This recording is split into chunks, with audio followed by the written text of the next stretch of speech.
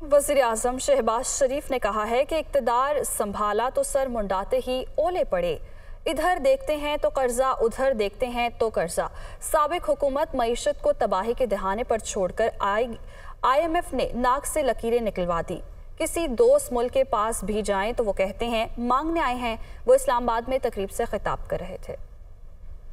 हमने हुकूमत संभाली तो जिसे कहते हैं कि सर मुंडाते ओले पड़े। पाकिस्तान खुदा न खास्ता तकरीबन माशी डिफॉल्ट के दहाने जा पहुंचा था। महंगाई अपने अरूज पे है। वो जो IMF के साथ एक मुआहदा हुआ था उसकी पासदारी नहीं की गई थी और उसको बुरी तरह उसकी धज्जियां बखेरी गई थी।